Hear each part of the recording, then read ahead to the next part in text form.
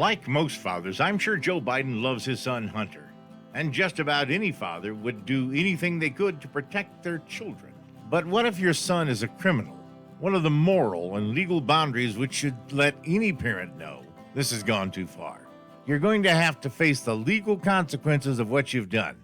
While it's tough love, it's absolutely necessary. Such is the case with Hunter Biden, whom we already know was thrown out of the Navy for a cocaine habit. His ex-wife sued him for divorce because he spent all of their money on drugs, fast living, and prostitutes. He followed that with dating his brother's widow while impregnating a stripper and eventually marrying his current wife, Melissa Cohen. Talk about white privilege. But then came Burisma, an international crime factory posing as an energy company run by a shadowy and corrupt oligarch, Mykola Zlochevsky. Zlochevsky may be corrupt, but he's certainly not stupid by any means. As soon as former VP Joe Biden was put in charge of Ukrainian policy, Mykola bum-rushed a not terribly bright Hunter Biden, who just happened to be on board Air Force Two when Joe landed, and offered to pay him millions of dollars to sit on the board of Burisma, despite the fact that Hunter had no background in energy, which is theoretically the company's business, Ukraine business interests, or transparency ethics, which he was hired to oversee, which of course may be the ultimate irony. Obviously, Biden the younger was hired first for his access to Joe Biden and the corrupt Obama administration, and secondly, to kill Justice Department investigations into Hunter and Burisma. So, now we've gone way past just protecting his son, Hunter. Now Joe is actively involved in a criminal conspiracy. That, of course, should disqualify him for running for president, but the story doesn't end there. Old Joe, who says he is for the common man, used U.S. taxpayer dollars to kill an investigation by Ukrainian chief prosecutor Viktor Shokin into the dealings of Hunter by blackmailing the Ukrainian government. The scheme goes like this. Old Joe told the Ukrainians that if they didn't fire the prosecutor investigating his corrupt son, that he would see to it that $1 billion in aid would be stopped, which would cause the Ukrainians to default on a loan. As Joe said, you'll have 6 hours to fire the prosecutor or you don't get the $1 billion. And son of a bee, they fired the prosecutor.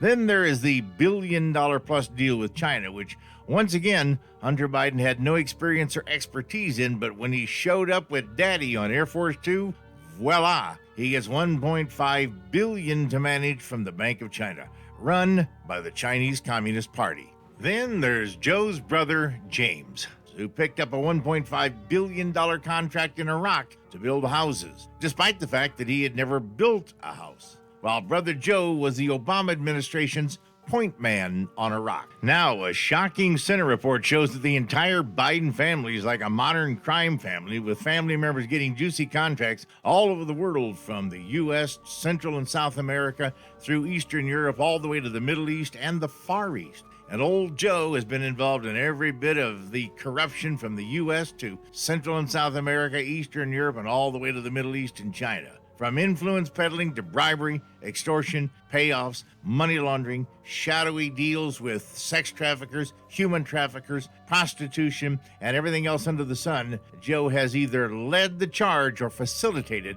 every one of these criminal conspiracies. He should be disqualified from holding any public office for running this family-style international crime syndicate. But as horrific as this decades-long crime spree is, it's nowhere near the worst of Joe's problems. The worst problem for America is that Joe is a prime candidate for blackmail and extortion. Let's face it, he and his family have committed crimes all around the world, including being partners in crime with Russians with close ties to Putin, drug, sex, human traffickers, the Communist Chinese Party, and corrupt governments around the world.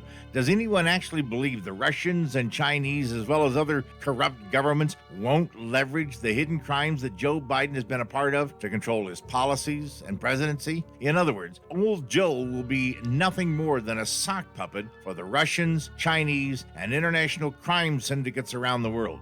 How does Joe decide for whom he should prostitute himself? The radical left in his party who control his policies and thoughts, or the oligarchs, corrupt governments, and communists of Russia and China? Here's the bottom line. If Joe is allowed to steal this election, the White House and his entire administration will stand for corruption, treason, and the end of America. Unfortunately, somebody has to say it, and the lackeys in the media certainly won't. So I guess that leaves it up to us to point out that not only does Joe not belong in the White House, he and his family of international criminals should all be in the big house.